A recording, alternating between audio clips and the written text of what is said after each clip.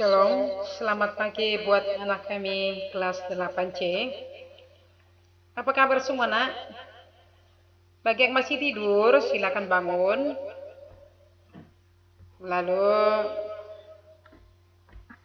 kita harapkan semua sudah pada siap untuk mengikuti kegiatan pembelajaran ini.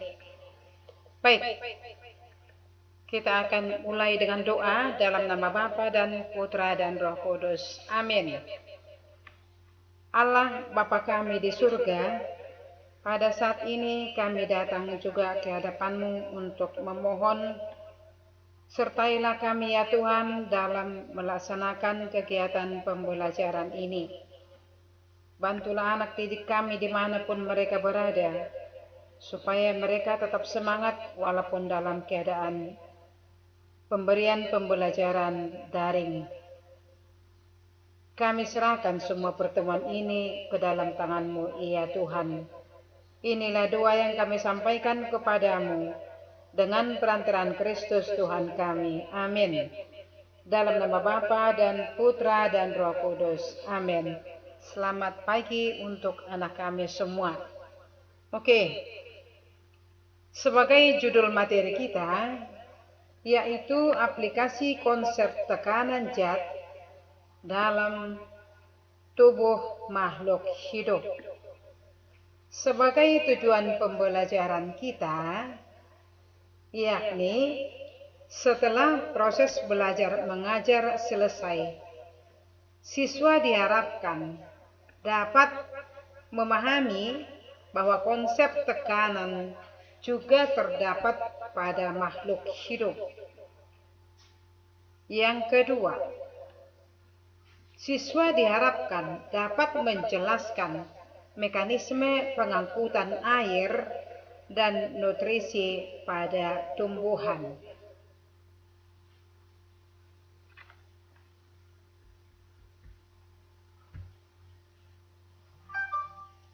Baik, silakan perhatikan. Pusatkan perhatianmu supaya kita dapat lanjutkan ya. Pengangkutan air pada tumbuhan. Ketika air masuk ke dalam tumbuhan, air akan melalui jaringan terluar hingga jaringan terdalam dengan proses sebagai berikut. Air diserap rambut-rambut akar, kemudian masuk ke sel epidermis secara osmosis. Selanjutnya, melalui korteks, air menuju endodermis dan perisikal, lalu menuju pembuluh angkut xilem yang berada di akar, yang selanjutnya akan bergerak ke xilem batang dan daun. Coba perhatikan nah, bagaimana proses tadi ini. Dari mana dia bermula katanya.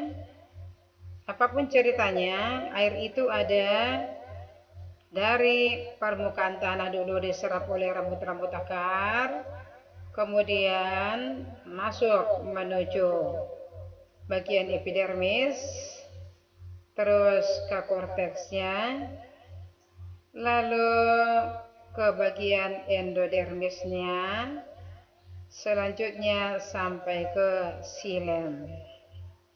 Inilah prosesnya, maka tumbuhan itu dapat memperoleh air yang dibutuhkan oleh tubuh tumbuhan untuk proses pengangkutan ataupun transportasi. Kemudian kita lanjutkan dengan pengangkutan air dari akar menuju ke daun. Artinya merupakan kebalikan dari penjelasan yang tadi. Air dapat diangkut naik dari akar ke bagian tubuh yang lain dan diedarkan ke seluruh tubuh tumbuhan karena adanya daya kapilaritas batang. Sifat ini terdapat pada pipa kapiler yang memiliki bentuk yang menyerupai sedotan, tetapi garis tengah ataupun diameternya sangat kecil.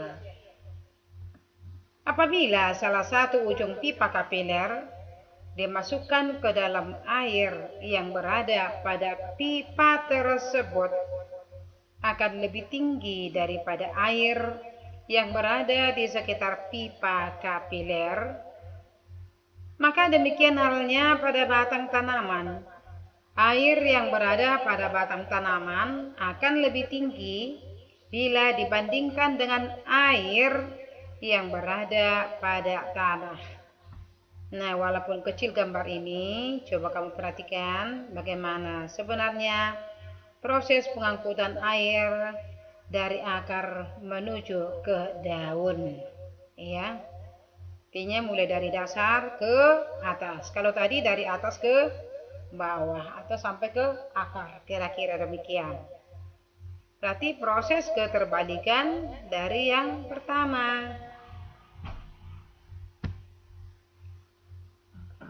Anak kami sekalian, daya kapilaritas itu adalah daya isap daun. Daya kapilaritas batang dipengaruhi oleh gaya kohesi dan gaya adhesi. Apa itu gaya kohesi? Gaya kohesi itu merupakan kecenderungan suatu molekul ya untuk dapat berikatan dengan molekul lain yang sejenis. Sedangkan gaya adhesi adalah kecenderungan suatu molekul untuk dapat berikatan dengan molekul lain yang tidak sejenis. Molekul gaya adhesi, molekul air membentuk ikatan yang lemah dengan dinding pembuluh, sedangkan melalui gaya kohesi akan terjadi ikatan antara satu molekul air H2O dengan molekul air lainnya yang menyebabkan terjadinya tarik-menarik antara molekul air yang satu dengan yang lain di sepanjang pembuluh angkut xilem. Selain dipengaruhi oleh gaya kohesi dan adhesi, daya kapilaritas juga dipengaruhi oleh penggunaan air di bagian daun atau yang disebut dengan daya isap daun. Air dimanfaatkan tumbuhan dalam proses fotosintesis. Pada daun juga, air mengalami penguapan yang disebut dengan transpirasi.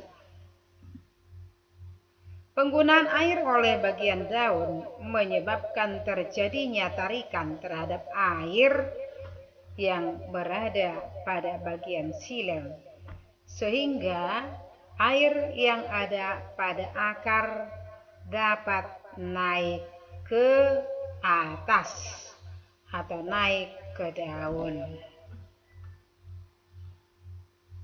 Yang berikutnya, pengangkutan nutrisi pada tumbuhan. Kalau tadi pengangkutan air, sekarang pengangkutan nutrisi atau pada makanan pada tumbuhan.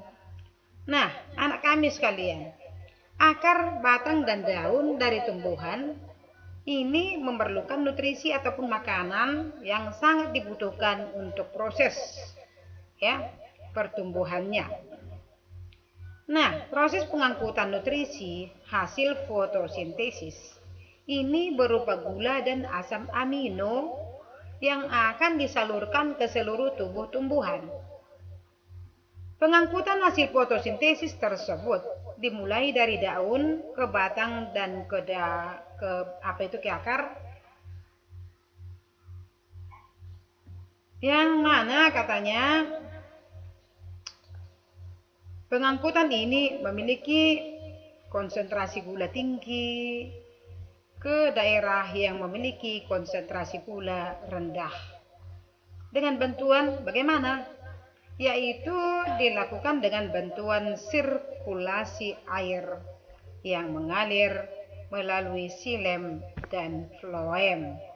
Anak kami sekalian, Nanti kamu coba gambarkan dan tuliskan semua isi video tentang aplikasi konsep tekanan zat di dalam tumbuhan, ya. Ini kita lihat karena pada gambar di bagian